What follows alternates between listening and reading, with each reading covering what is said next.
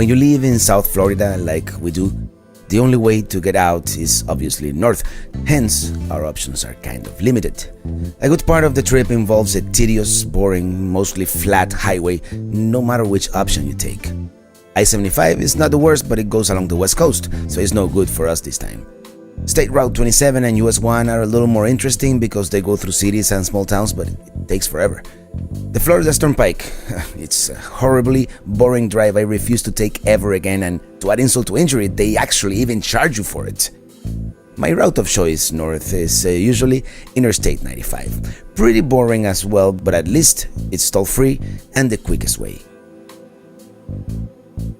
We finally make it to Daytona Beach at around 9:30 p.m. We find a hotel to spend the night using the Hotels.com iPhone app. It is called La Playa, and it was pretty cheap, $60 for the night. Good morning from Daytona Beach, Florida. We wake up at the crack of dawn to this breathtaking sunrise.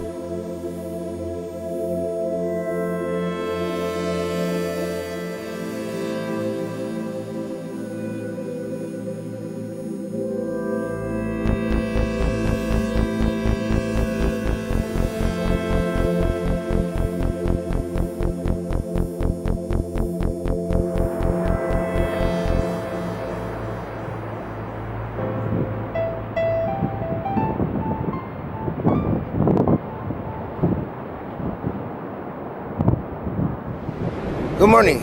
It is 7:20 in the morning and we have waken up in this near freezing temperatures to photograph the sunrise. Today we continue due north on the east coast of the United States. We're gonna visit St. Augustine, America's oldest city. What else? Jacksonville, and eventually we'll arrive at Savannah, Georgia. Meanwhile, enjoy the sunrise. Sorry if I seemed a little slow back there. I was still half asleep and nearly frozen, but it is time to say goodbye to La Playa. As we continue due north, it wasn't the greatest hotel, but for one night, a comfy bed and the beautiful and frigid oceanfront sunrise we just witnessed, it was more than adequate. We continue driving north here on A1A, and our next destination is the Fort Matanzas. As you can see, I've been demoted to co-pilot. But that's okay, I'm taking a break. Moving along. The A1A runs almost parallel to the Atlantic coast, and we're going to be driving on this road for a while. It is a refreshing break from boring I-95. We pass by Flagler Beach near Palm Coast. This coastal area in northeast Florida is called the First Coast for two main reasons. It is the first coast you see as you enter Florida through Jacksonville. More importantly, this was the first part of Florida colonized by Europeans, namely the Spaniards, as we are about to find out by visiting Fort Matanzas.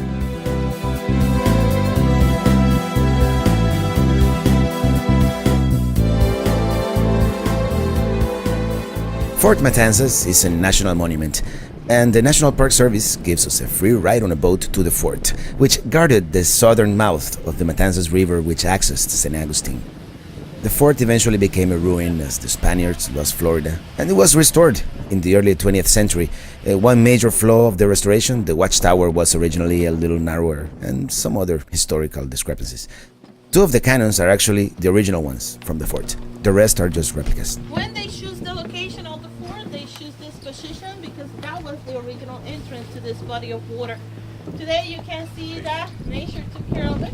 Eventually that whole area, unless the Army Corps of Engineers come over and dredge it out again, is going to completely get covered by sand. Made with coquina, which is a stone made of crushed shells, and it's actually a fortification that used mortar from lime.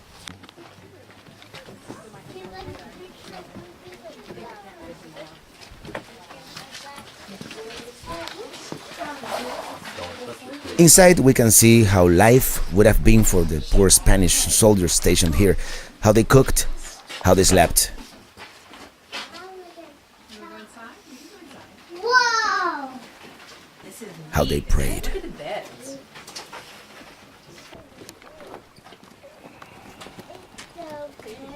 We're going to go downstairs and go down to see the stuff. We can't, there's too many people up there, okay? Come on, come down here. A ladder gives the only access to the observation deck. Here we can get a commanding view of the Matanzas Inlet.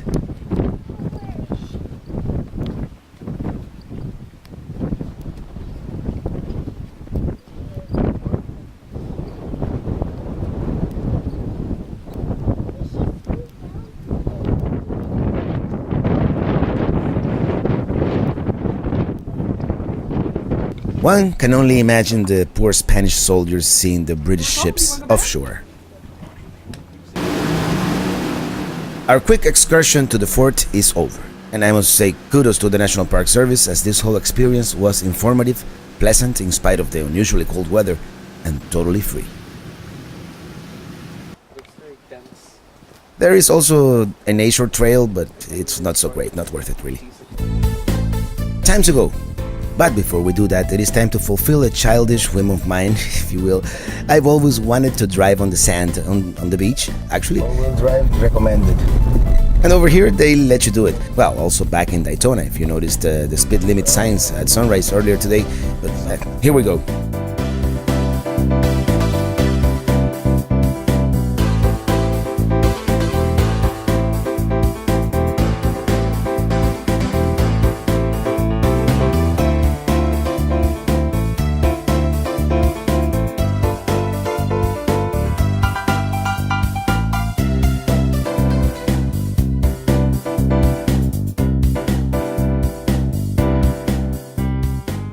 We drive a few miles north to historic St. Augustine. St. Augustine is the oldest continuously occupied European settlement in the United States, founded in 1565 by Spanish explorer Pedro Menéndez de Avilés.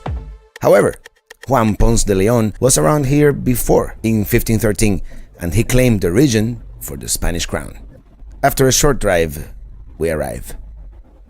The pretty building in the background is the famous Flagler College. In 500 feet, at the roundabout. What? Yeah, the GPS sucks sometimes. At the roundabout. What? What's up with Waze? That's it. We're using Google Maps for the rest of the trip. We pass by the San Marcos Castle, built in 1668 after a British attack, and still stands today as the nation's oldest fort, now run by the National Park Service as the Castillo de San Marcos National Monument. The GPS directs us to the closest parking lot. St. Augustine is famous for having the oldest drugstore in the US. I often question the authenticity of these places.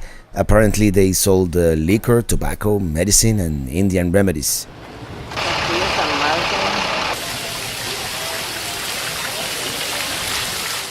We continue exploring this touristy town. We are walking along St. George's Street here in St. Augustine. This is the main drag, St. George's Street. The tourist trap, if you will. Here's supposedly the United States' oldest wooden school from 1716, although there is an older claim in Staten Island, New York, from 1696. So I have a good conspiracy theory that all this is fake. Who knows? The cobblestone streets, the Cuban flag. I was born in Cuba, so whenever we see the flag, we usually take a picture. The beautiful intercoastal view is a must-do photo opportunity.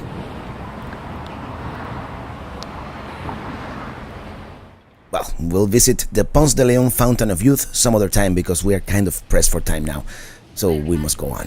It's 1 p.m., time to leave.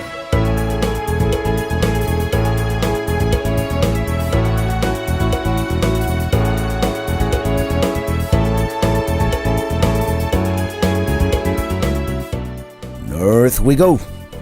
We decide to take a scenic coastal A1A instead of faster I-95 once again.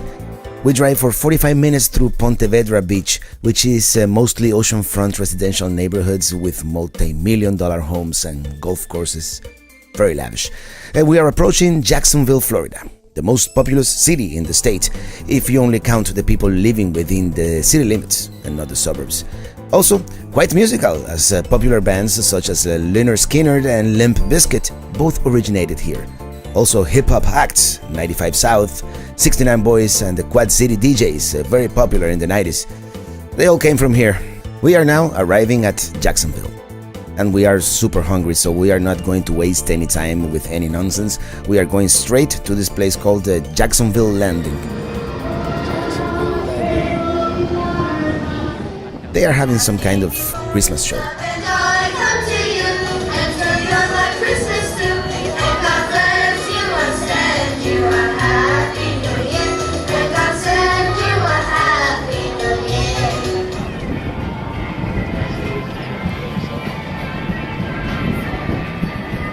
So we decided to break one of Traveler's rules and had lunch at the tourist trap, namely at Hooters.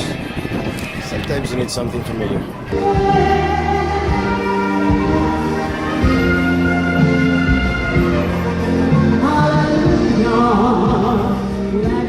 And the show goes on.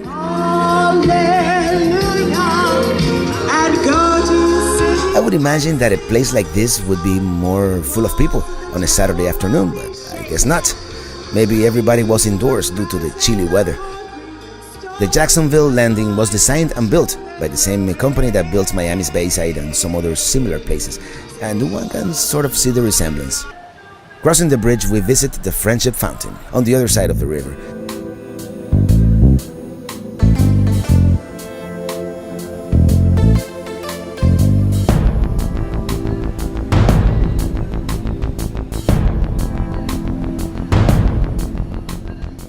The water jets move to the rhythm of the music, Bellagio style, but in this case, more bouncy music would definitely enhance the effect, I think. City of Jacksonville, St. John's River Park and Marina.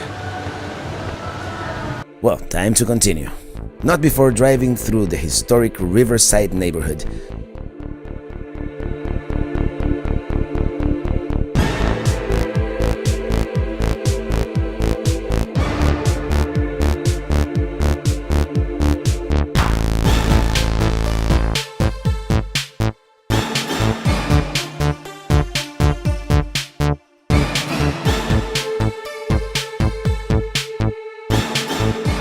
One cool thing about this trip going north is the change in vegetation. As you can see, there are no more palm trees. As we continue north, the trees will have less and less leaves. And after a few miles, we are in Georgia. Or should I say, Georgia is on our mind.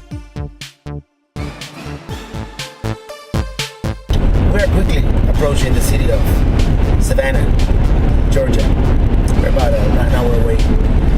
And I-95 seems endless. I have no idea what I want to say.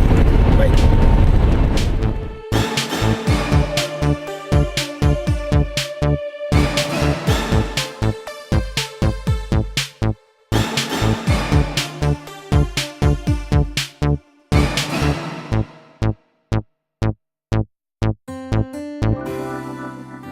We finally arrive at Savannah. We, or should I say Waze, the GPS, gets a little lost finding the hotel, but we do get there eventually. We have gotten a great deal using the Hotel Tonight app on the iPhone. It must if you're traveling like us with no reservations. We landed at the Hyatt in the historic district right on River Street for less than $100 a night. Coming up on our next video, we explore Savannah and continue on our journey north towards New York City. Send me a tweet at Road Nomad with any suggestions about future destinations or whatever is on your mind. I might read some of your comments in a future episode. Also check out our previous trips from Las Vegas to the Grand Canyon and from Los Angeles to San Francisco on the Pacific Coast Highway. I am Robert Morales, your host, wishing you pleasant travels, and as always, thank you for watching and see you on the road. Bye now.